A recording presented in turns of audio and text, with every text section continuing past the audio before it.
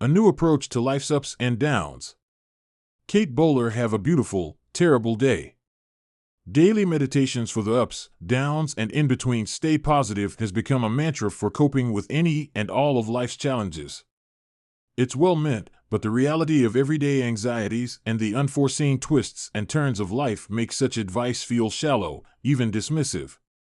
And no wonder, the relentless pursuit of happiness often leaves little room for acknowledging the complex tapestry of human emotions, especially those that aren't so bright and cheery. This summary offers a refreshing departure from the usual self-help fare that dares to delve into the messiness of life through a spiritual lens. Written for those weary of forced positivity, it offers spiritual reflections and prayers that embrace the full spectrum of human experience, invoking divine guidance. Whether you're navigating the highest highs, the lowest lows, or the vast expanse of mediocrity in between, these bite-sized meditations and actionable steps, rooted in faith, promise to guide you through even the worst days with grace and resilience. Anxiety comes in different shapes and sizes.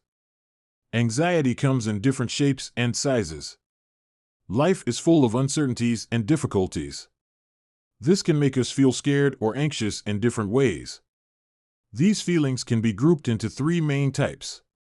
The fear of big, world-changing events, the constant worry about what might happen because of our choices, and the pain, both physical and emotional, that can make us feel very alone.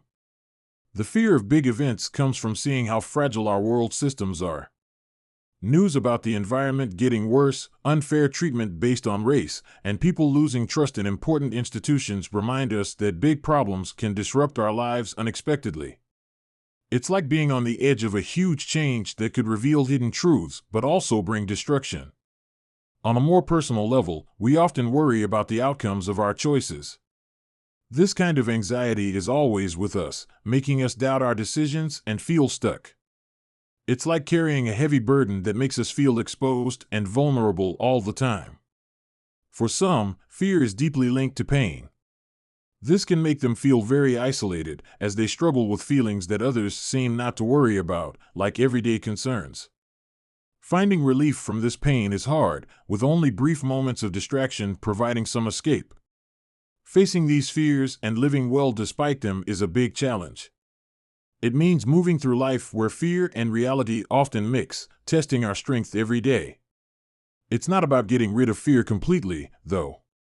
It's about learning how to live with it.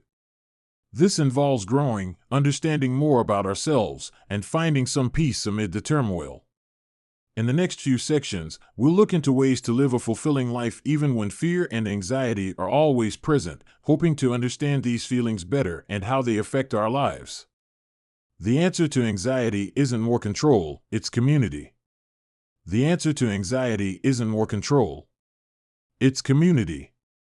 When we experience tough times filled with anxiety and fear, there's a common saying that often pops up. The only thing you can control is how you react.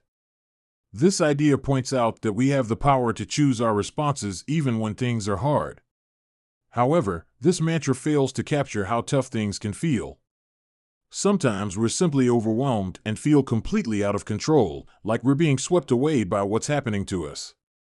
Admitting I've lost control, this is too much for me, isn't just sharing a vulnerable moment. It's a big step. It's saying, loud and clear, that we're human, and sometimes things are bigger than what we can handle alone. This isn't about giving up. It's about bravely facing the truth and asking for help. In those moments when everything seems to be falling apart, when it feels like the world is crumbling around us, reaching out for help, maybe even hoping for a miracle, becomes a light in the darkness. It's not about avoiding our responsibilities.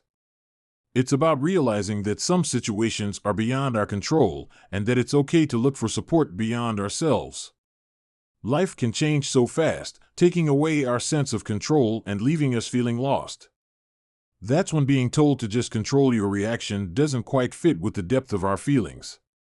Wanting a sign, some help, shows how much we need to feel connected, to know we're not facing these challenges alone.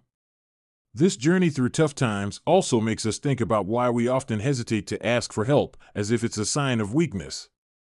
It encourages us to reach out, to share our troubles, which isn't just about getting help, but about creating connections based on empathy and shared experiences. So, dealing with life's challenges is about accepting our situation, seeking support, and understanding that it's normal to feel vulnerable.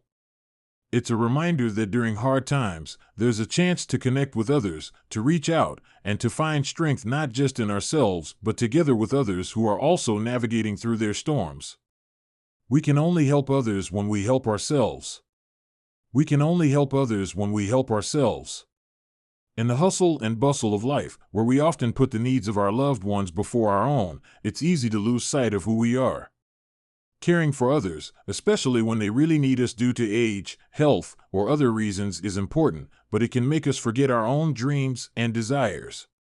This doesn't mean we're less valuable or that our own journey isn't important. There's a beautiful idea, inspired by both spiritual wisdom and thinkers like the American spiritual thinker and monk Thomas Merton, that our life's work isn't just about existing or helping others. It's also about working together with a higher power to shape our own unique path.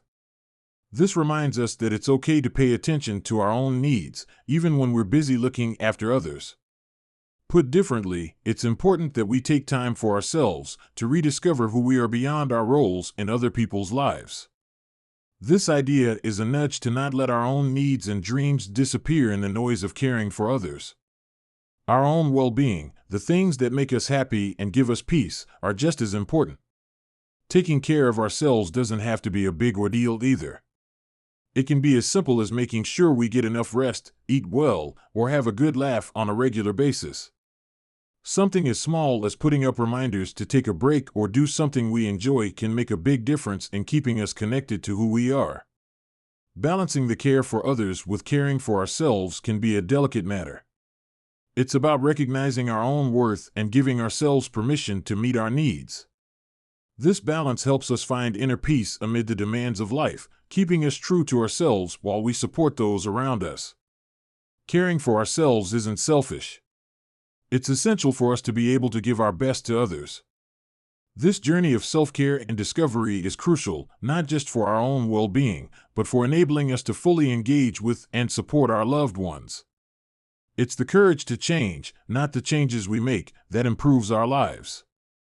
It's the courage to change, not the changes we make, that improves our lives. Life can be really complicated, especially when you're dealing with daily worries that just don't seem to go away. It's like trying to push a huge rock up a hill, only for it to roll back down each time. There's a message in the Bible from Isaiah 43:19 that talks about finding new ways and hope, even when things seem really hard. But actually making changes in our lives, trying to be better or different in some way, is difficult.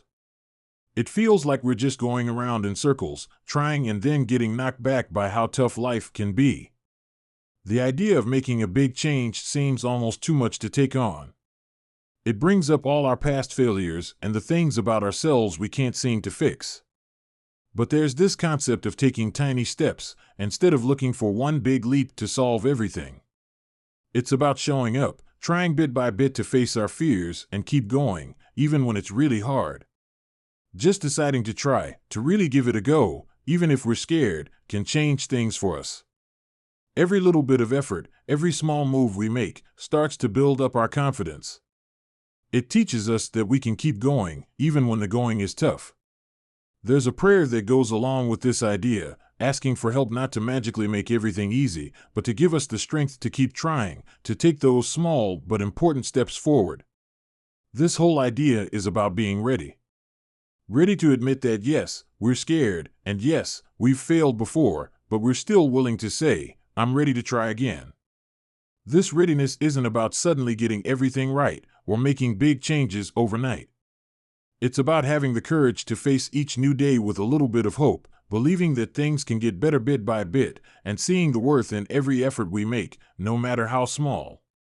This way of thinking doesn't promise an easy solution to our worries or a quick way to change everything. Instead, it shows us the value in the effort itself. It encourages us to take those small steps, to keep trying in the face of our daily challenges, and to appreciate the little victories we achieve along the way. Breathing exercises can help calm us in tough moments. Breathing exercises can help calm us in tough moments. When we go through really tough times or face sudden, heartbreaking events, it feels like time itself slows down, making every moment feel longer and harder to deal with. These moments show us how fragile we really are, especially when things happen that we just can't control. It reminds us that just being innocent or good doesn't protect us from bad things happening. The English writer T.H. White talked about how these hard times make us face our own powerlessness. It's when we're at our lowest that many people find comfort in prayer.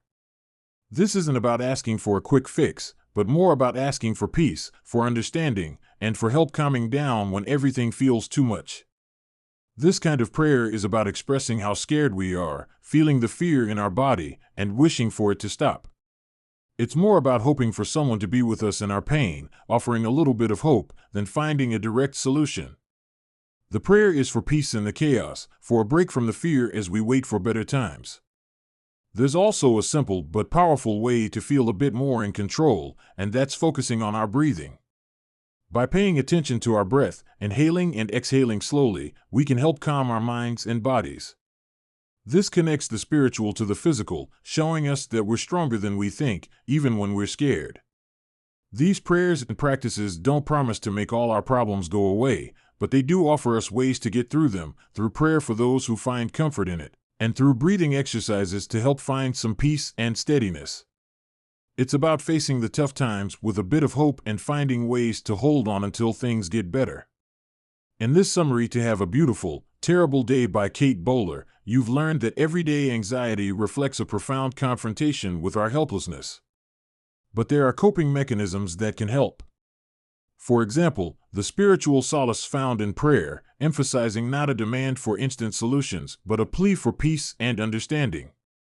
Practical approaches like mindful breathing to regain control amidst chaos can also soothe our racing, anxious minds. The key to coping with anxiety, however, is to accept our vulnerability and find resilience through small, steady efforts and the embrace of community. Okay, that's it for this summary. Thanks so much for listening.